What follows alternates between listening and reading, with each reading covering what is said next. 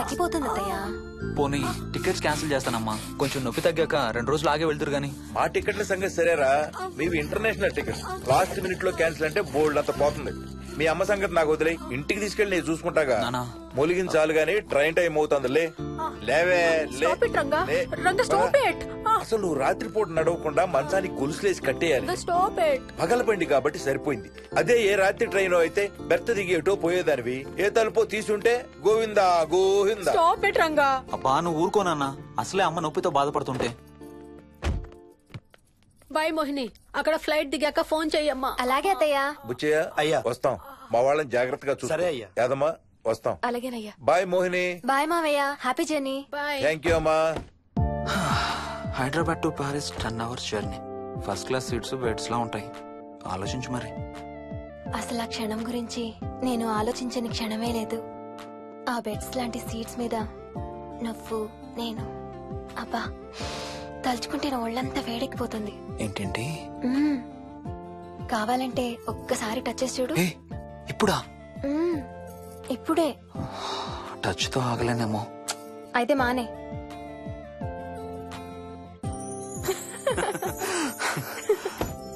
రేయ్ తొందరగా రారా, టైం అవుతుంది.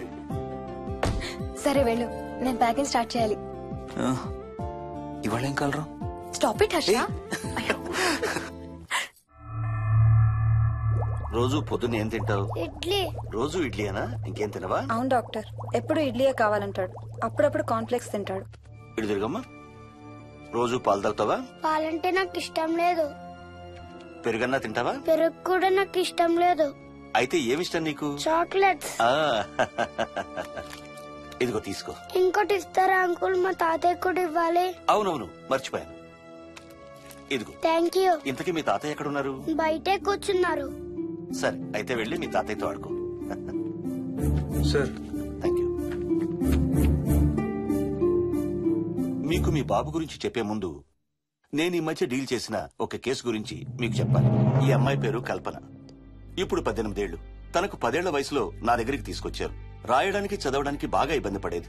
10th స్టాండర్డ్ 3 సార్లు అన్ని సబ్జెక్ట్స్ లో ఫెయిల్ అయింది.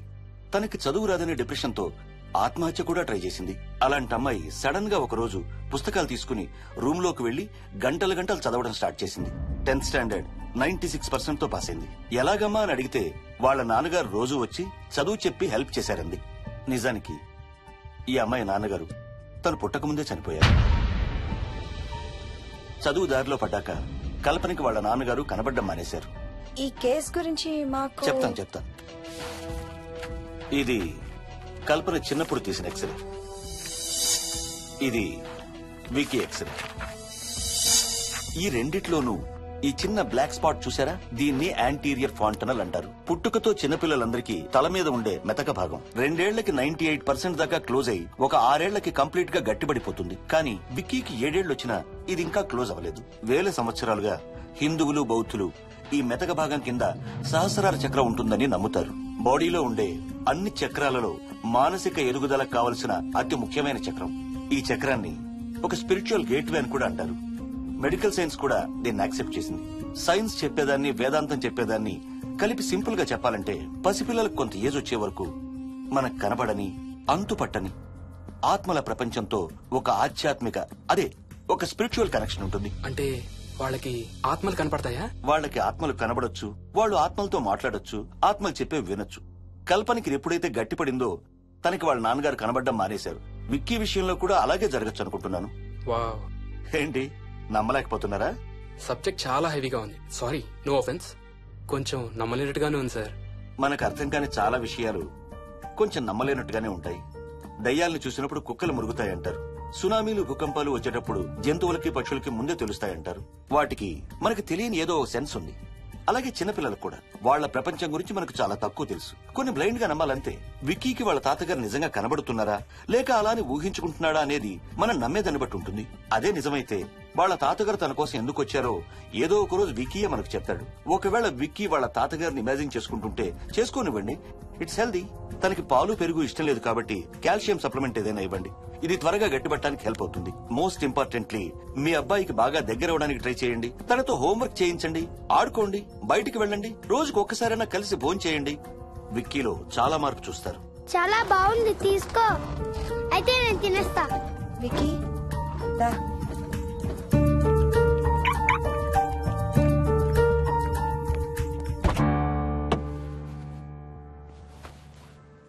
Wiki listen to me carefully. ఇక నుంచి అన్ని ఆటలు మన ఇద్దరమే ఆడుకుందాం. నీకెప్పుడు ఆడుకోవాలనిపించినా నన్ను పిలు, నేనొచ్చి నీతో ఆడతాను. తాతతో గాని రాజుతో గాని ఆడుకోవటం మానేయాలి, అర్థమైందా? తాత అంటే నాకు చాలా ఇష్టం డాడీ. తాత చచ్చిపోయాడు, ఈ లోకంలో లేడు. నువ్వు పుట్టక ముందే చచ్చిపోయాడు, అర్థమైందా?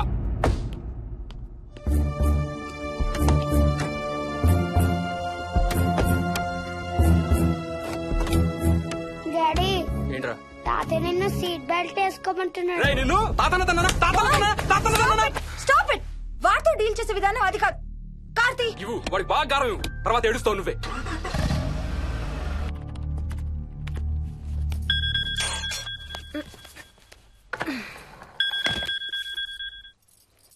Hello, hi babes. ఏంటి, ఏం చేస్తున్నావు? ప్యాకింగ్. ఎప్పుడు వస్తున్నావు? బయలుదేరుతున్నాను. Hey, you know something? కాసేపట్లో మన ఇద్దరం మైల్ హై క్లబ్ లో మెంబర్స్ అవబోతున్నాం. మైల్ హై క్లబ్బా? ఏంటది? మన ఫస్ట్ నైట్ భూమికి 10 కిలోమీటర్ల పైన ఒక ఫ్లైట్ ఫస్ట్ క్లాస్ క్యాబిన్ లో జరగబోతుంది. అలా ఆకాశంలో శోభనం చేసుకున్న వాళ్ళందరూ కలిసి క్లబ్ పెట్టుకున్నారు. సో మనకు కూడా ఆ క్లబ్ లో మెంబర్షిప్ వస్తుంది. నాకేం అక్కర్లేదులే ఆ క్లబ్ లో మెంబర్షిప్. కానీ నాకు కావాలి. అసలు ఎంతమందికి వస్తుంది చెప్పు ఇలాంటి ఆపర్చునిటీ?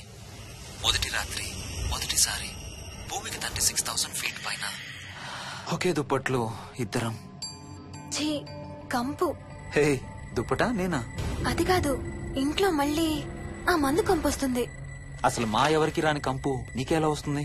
ఓహో, మర్చిపోయాను, నీ చాలా సెన్సిటివ్ ముక్కు కదా. చాలే ఆపు, తొందరగా బయలుదేరు. ఏ హర్ష, ఆ, ఎన్నింటికి రా ఫ్లైట్? నైట్ 11:30కి రా. Honeymoon in Paris, you lucky bugger. All the best. Thank you రా.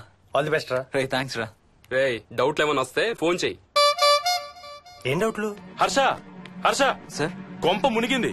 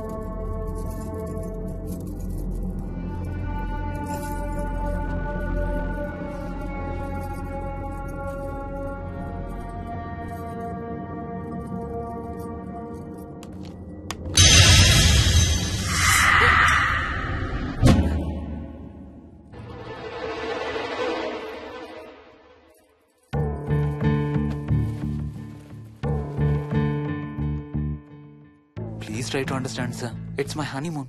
ఫ్లైట్ టికెట్స్, హోటల్ రూమ్ కి అన్నిటికీ ఆల్రెడీ పే చేసేసాను. ఇప్పుడు లాస్ట్ మినిట్ లో క్యాన్సిలేషన్ అంటే మొత్తం పోతుంది. నువ్వు ఇప్పుడు బెంగళూరు వెళ్ళకపోతే మన కంపెనీ మూసేయాల్సి వస్తుంది. అలా కాదు sir. Harsha, please try to understand. ఒక్క కంప్యూటర్ కాదు, మొత్తం మెయిన్ ఫ్రేమే కొలాప్స్ అయిపోయింది. బీపీ ఆపరేషన్స్ మొత్తం షట్ డౌన్ అయిపోయాయి. నువ్వు బెంగళూరు వెళ్ళాలంటే తప్పదు.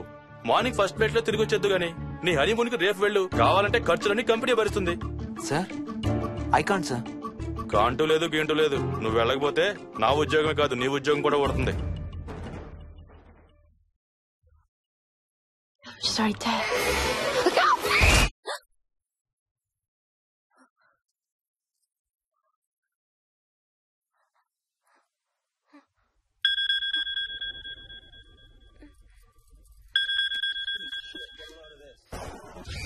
హాయ్. ఏంటి అరుపులు కేకలు? సినిమా చూస్తున్నాను. మళ్ళీ ఇంకో హారర్ సినిమానా? ఏంటి ఇంకా రాలేదు? బ్యాడ్ న్యూస్, మనం ఇవాళ నైట్ వెళ్ళడం లేదు. వాట్? ఏమైంది? బెంగళూరులో సర్వర్స్ అన్ని డౌన్ అట. సో నన్ను అర్జెంట్ గా అక్కడికి వెళ్ళమంటున్నారు. ఎప్పుడు? ఇంకో 2 hours లో ఫ్లైట్ ఉంది. ఇంటికి వచ్చే టైం కూడా లేదు. ఎప్పుడు వస్తావు? మార్నింగ్ ఫ్లైట్ లో వచ్చేస్తాను. మరి మన టికెట్స్? రీషెడ్యూల్ చేస్తాను. రేపు ప్యారిస్ కి ఫ్లైట్ లేదు, ఎల్లుండి ఉంది. అబ్బా, ఆ మైల్ హై క్లబ్ లో ఈ రాత్రికి మెంబర్ అయిపోవచ్చని ఎంత ఎక్స్పెక్ట్ చేశానో తెలుసా? హే, డోంట్ వరీ స్వీటీ. ఏముంది, ఎల్లుండి నైట్ మెంబర్స్ అవుదాం. ఇవాళ నీ కోసం నీ ఫేవరెట్ కలర్ బ్లాక్ వేసుకున్నాను తెలుసా? ఏ, అసలే చిరాగ్గా ఉన్నాను, ఇంకా ఉడికించు. Okay baby, I have to go. Sorry, ఒక్కదాన్ని వదిలేసి వెళ్తున్నాను. తొందరగా వచ్చే. నువ్వు మార్నింగ్ లేచేసరికి వచ్చేస్తాను. Okay, love you. Love you, bye.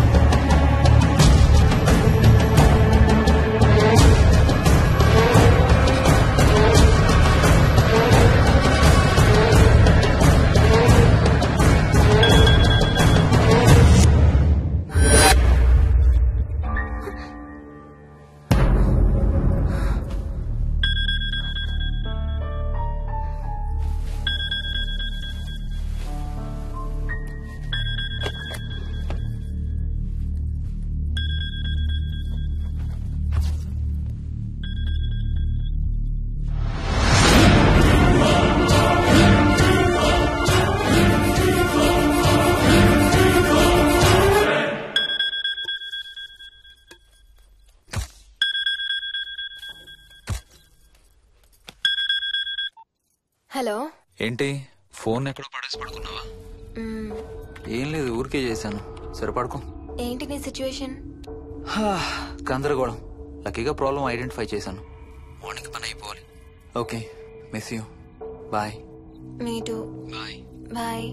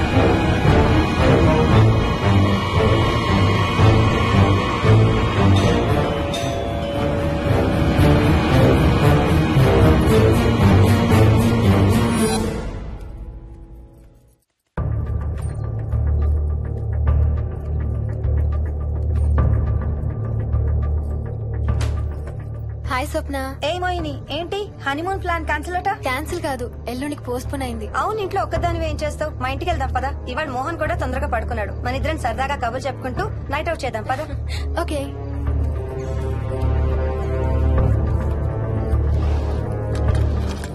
నువ్వు ఫోన్ చేసావా? ఇంకా లేదు. నేను కూడా చేయలేదు. నాకు బాగా ఆకలిస్తుంది. ఏమైనా తిందాం పదా. అలాగే.